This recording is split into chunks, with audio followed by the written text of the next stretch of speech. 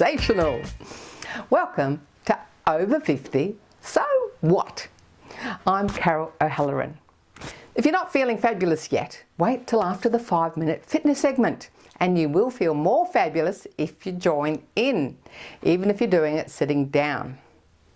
We're kicking off today with some vital information on heart failure, which currently affects 500,000 Australians. And once women hit menopause, their risk factor goes up to equal men. A very important segment for you and your loved ones. We close the show today on a social outing for Arabic-speaking Aussies and hear some of their stories on how they came to Australia. Enjoy the show and be sure to join in the 5-minute fitness.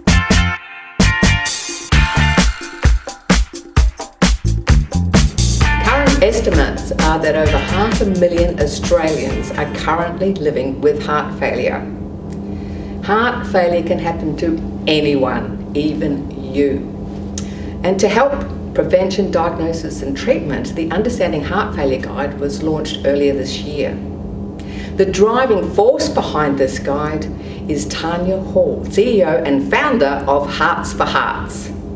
Hi Tanya, welcome to Over 50 So What? Thank you for having me. Now you're obviously very passionate about heart failure. Can you tell us about your personal journey and what inspired you and really got you motivated to start this?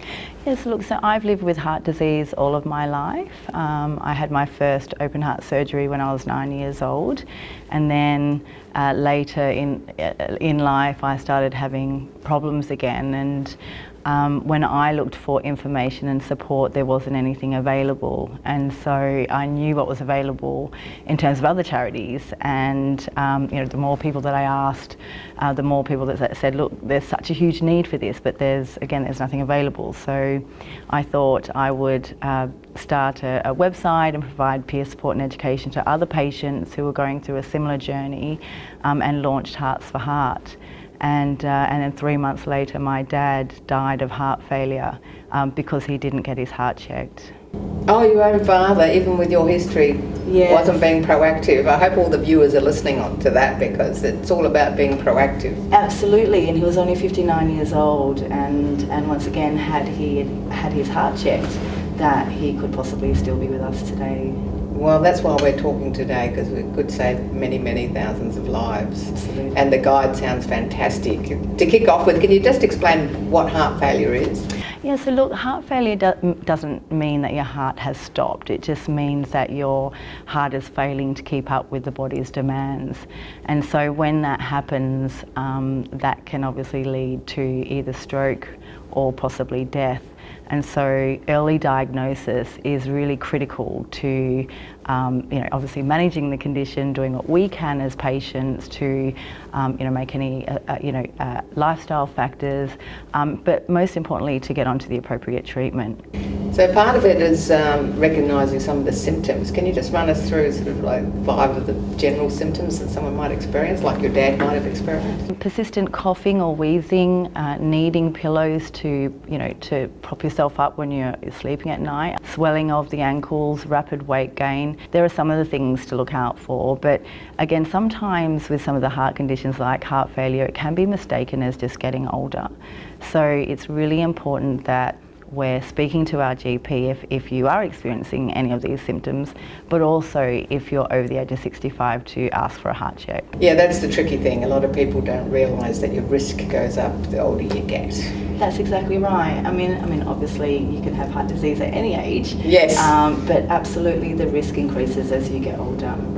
So tell us about the guide. What's in the guide and how can it help people? We developed the guide so that it could support patients through their journeys. It provides information in terms of the diagnosis process, then the treatment process and the treatment options, what patients can do to help manage their condition, to make the most out of their life. And it was developed with patients and clinicians, so it's in a language that's very easy for patients to understand, which is really important.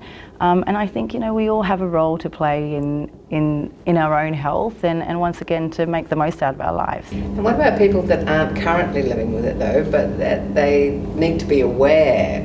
I mean, it's going to be helpful for people to understand. I mean, I've had a few people pass away under 60 with, you know, heart problems. I've had a couple with arrhythmias and things like that. So even if you don't feel that you're at risk, but you should still get checked if you're over 65.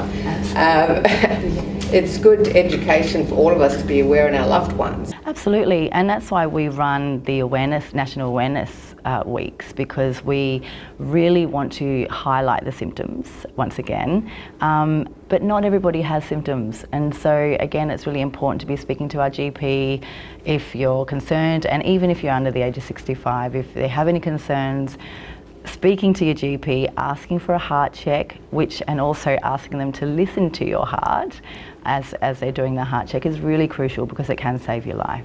Yeah, I mean, there's lots of other risk factors too, you know.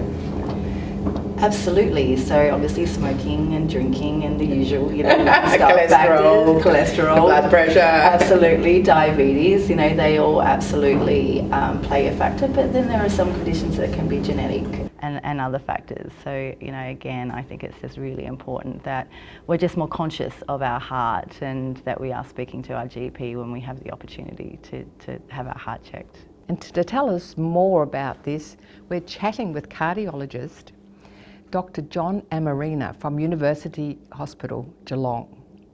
Now let's look at the difference between men and women. Now, at a younger age, before women go through menopause, men are more predominantly inclined to have heart attacks, is that right? So for ischemic heart disease or heart attacks, there's a much higher prevalence in men in the middle ages, and as you said, once you go through menopause, women catch up pretty quickly.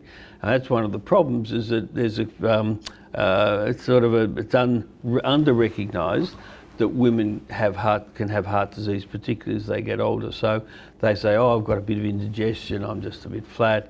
And in reality, they're having they're suffering from angina or a lack of blood getting to the heart. So there's been a lot of work to make sure that women recognise as they get older, they are prone to get heart disease just as much as men. And if they do get chest pains or breathing difficulties, to get it checked out sooner rather than later. Yeah, I think it's a very common misconception that, you know, men are the ones that have heart attacks, women don't have to worry. Yeah. Exactly, yeah. Now, what can we do for prevention? Well, prevention, basically, we're encouraging people to have healthy lifestyles. So certainly smoking is one of the it's easy for us to say, it's harder for the patient to give up, but that's really a big driver. Yeah. Things like high blood pressure, diabetes and high cholesterol, if they've got elevated levels, you need to be treated, and that has been proven to reduce the risk of heart disease developing. A family history, obviously we can't do anything about, but if you've got a family history, we're much more aggressive at treating risk factors. And then sensible things like sensible diet, plenty of exercise, and moderation of alcohol. They're the healthy lifestyle choices you can make to try and prevent you developing heart disease as you get older. Just go and get tested, even symptoms or no symptoms. So now, with all your family, you're all living with it, but the key thing is you're living with it.